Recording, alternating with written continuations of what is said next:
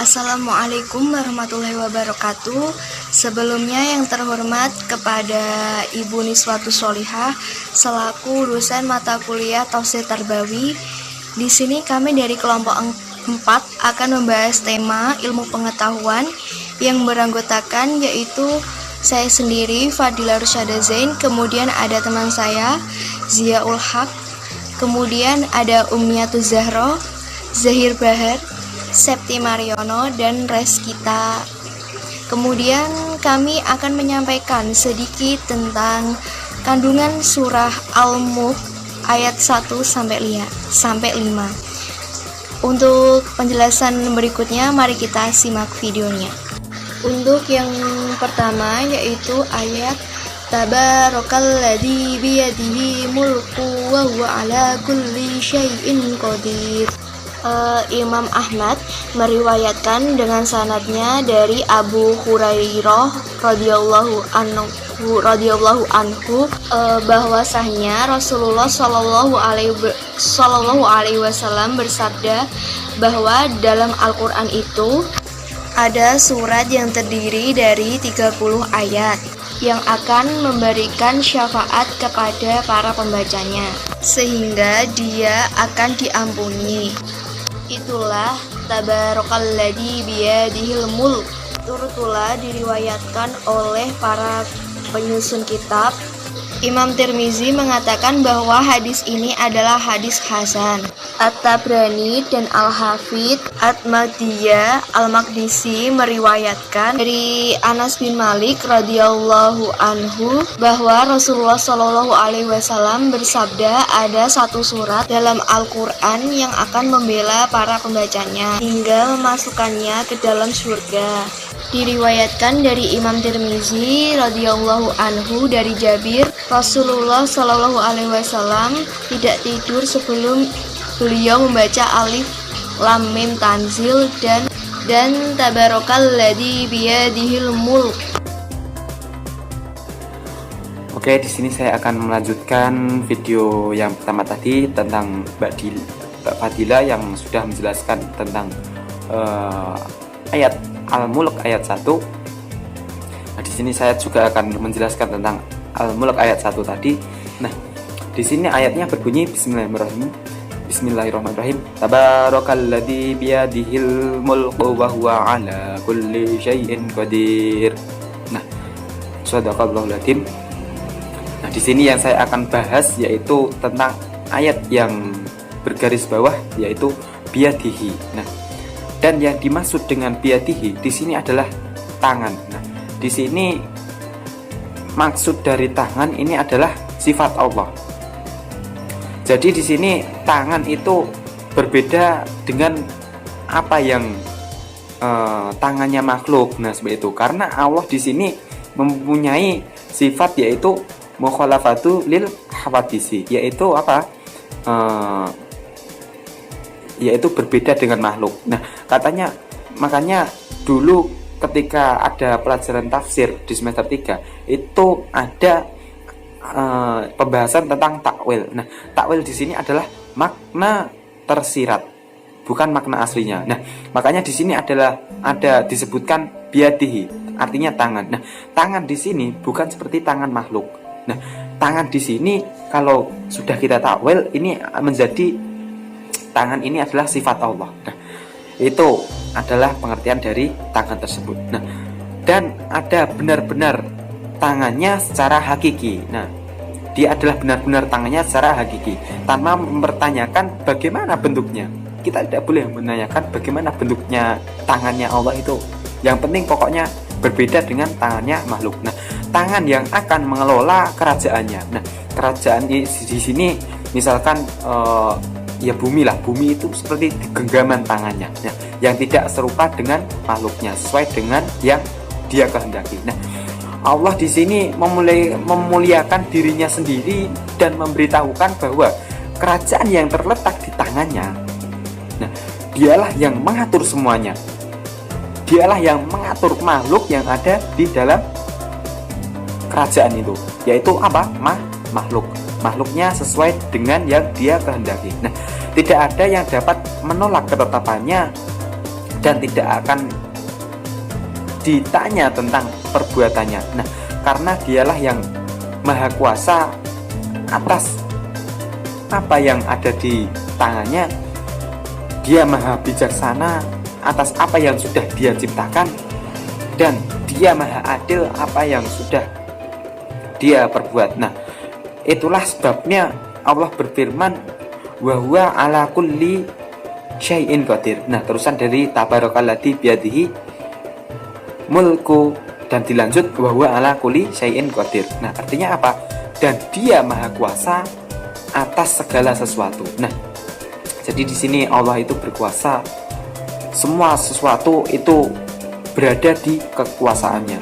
Nah, tidak ada makhluk yang berkuasa kecuali siapa? Allah Subhanahu wa taala. Nah, itu tadi penjelasan tentang ayat Al-Mulk ayat 1, lanjutan dari Mbak Fadila tadi. Semoga bisa menambah kejelasan tentang ayat Al-Mulk ayat 1. Nah, kemudian dilanjutkan presentasi yang selanjutnya, yaitu Al-Mulk ayat 2 yang akan disampaikan oleh presentator selanjutnya. Jadi saya Sekian. Saya akan menjelaskan tentang penafsiran dari surat Al-Mulk ayat yang kedua. Alladzi khalaqal mauta wal hayata liyabluwakum ayyukum ahsanu amala wa huwal azizul ghafur. Allah Subhanahu wa taala berfirman, yang menjadikan mati dan hidup. Ayat ini menjadi dalil bagi orang-orang yang mengatakan bahwa kematian itu adalah sesuatu wujud karena dia adalah makhluk. Adapun makna ayat ini adalah sesungguhnya dialah yang telah mewujudkan semua makhluk yang asalnya tidak ada, dengan tujuan untuk menguji mereka dan siapa yang paling baik amalnya. Hal ini sebagaimana firman-Nya, bagaimana mungkin kamu kafir kepada Allah sedangkan kamu sebelumnya mati, kemudian Dia menghidupkan kamu. Allah mengistilahkan keadaan yang pertama dengan kata tidak ada dengan kematian, dan mengistilahkan kejadian ini dengan kehidupan. Itulah sebabnya Allah Ta'ala berfirman, kemudian Allah mematikan kamu, kemudian menghidupkan kamu, dan Dia berfirman, supaya Dia menguji kamu, siapa di antara kamu yang paling baik amalnya. Kemudian Allah Ta'ala berfirman, dan Dia maha perkasa, yang maha agung, dan zat yang maha gagah. Walau demikian, Dia adalah yang maha pengampun bagi orang-orang yang mau bertaubat kepadanya. Assalamualaikum warahmatullahi wabarakatuh. Saya akan melanjutkan ayat Al-Mulk ayat 3 yang berbunyi, alladzi khalaqa samawati tibaqa ma tara fi khalaqir rahmani min tafawuti fatja'al basara hal haraman futur. Kemudian firman Allah Subhanahu wa taala, yang telah menciptakan 7 langit berlapis-lapis, yaitu satu tingkat demi satu tingkat. Kemudian firman Allah Subhanahu wa taala, kamu sama sekali tidak melihat ada ciptaan Allah, yaitu ciptaan Tuhan yang maha pemurah, sesuatu yang tidak seimbang, yaitu adanya tidak ikhtilaf, kesimpangsiuran, pertentangan, kekurangan, dan aib. Itulah sebabnya Allah SWT berfirman, maka lihatlah berulang-ulang, adakah kamu melihat sesuatu yang tidak seimbang, yaitu lihatlah ke langit, kemudian renungkanlah, apakah kamu melihat ada aib, kekurangan, atau cacat atau keretakan di sana. Nah, selanjutnya itu ada ayat keempat surat Al-Mulk, itu sekaligus menjadi penjelas sebagai penjelas dari ayat sebelumnya, yaitu berbunyi sumarja'il basura karrotaini yang qaliba ilaikal basuru khasi'aw wa huwa hasib, yang artinya yaitu Allah berfirman, kemudian pandanglah sekali lagi, niscaya penglihatanmu akan kembali kepadamu dan tidak menemukan sesuatu hal yang cacat. Yaitu bila kamu memandang dengan berulang-ulang sesuai dengan kehendak kamu, maka pastilah pandanganmu itu akan kembali dengan tidak melihat sesuatu cacat dan aib apapun. Maksudnya, walaupun kita melihat langit-langit itu, kita tetap tidak pernah akan bisa melihat kecacatan dari langit tersebut. Karena apa? Karena pandangan manusia itu sangat terbatas. Karena pandangan manusia itu sangat tidak bisa melihat apa yang ada di luar sana. Nah, itu sebetulnya kesungguhan, kesempurnaan langit itu sangat luar biasa.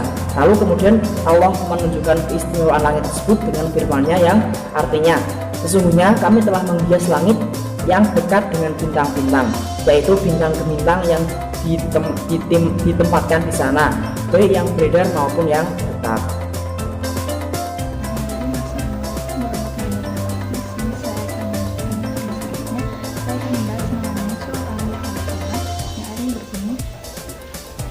Walaqad zayyana as-samaa'a ad-dunya bimasyabiha wa ja'alnaha rujuman lis-sayyatin wa a'tadna lahum 'adzaban syadidan. Yang artinya Allah berfirman, dan kami jadikan bintang-bintang itu alat-alat perintah syaitan, yang maksudnya dengan sejenis bintang, bukan dengan bintang itu sendiri, sebab syaitan tidak dilempari dengan bintang-bintang yang ada di atas langit, tetapi dengan bola-bola yang ada di bawahnya. Dan kadang-kadang pelempar itu merupakan pecahan dari bintang tersebut. Dan Allah SWT berfirman, dan kami sediakan bagi mereka siksa neraka yang menyala-nyala, yaitu kami jadikan hinaan bagi mereka di dunia ini untuk syaitan-syaitan itu, dan kami berikan siksa di akhirat yang menyala-nyala. Qatadah mengatakan bahwasanya bintang-bintang ini diciptakan hanyalah 3 fungsi saja. Yang pertama adalah menjadikan sebagai hiasan langit, yang kedua melempar syaitan-syaitan, yang ketiga tanda-tanda yang dapat diambil sebagai petunjuk. Orang yang menaklilkan lebih dari tiga hal ini berarti dia mengatakan berdasarkan nalarnya saja, terserah, dan menyanyiakan nasibnya. Dan orang yang membebani dirinya sendiri dengan sesuatu yang tidak diketahui, diriwayatkan oleh Ibnu Jarir dan Ibnu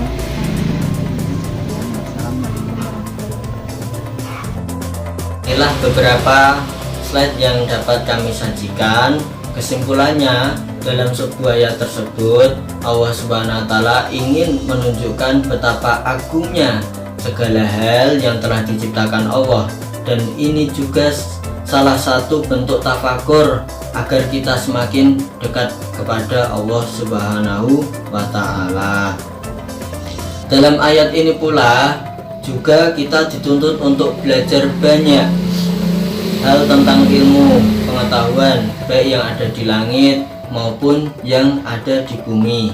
Cukup sekian dari kami kelompok 4. Apabila ada kesalahan maupun kekurangan, kami dari kelompok 4 memohon maaf sebesar-besarnya. Sekian dari kami. Wassalamualaikum warahmatullahi wabarakatuh. Sekian dari kelompok kami, kurang lebihnya mohon maaf. Semoga bermanfaat. Wassalamualaikum warahmatullahi wabarakatuh.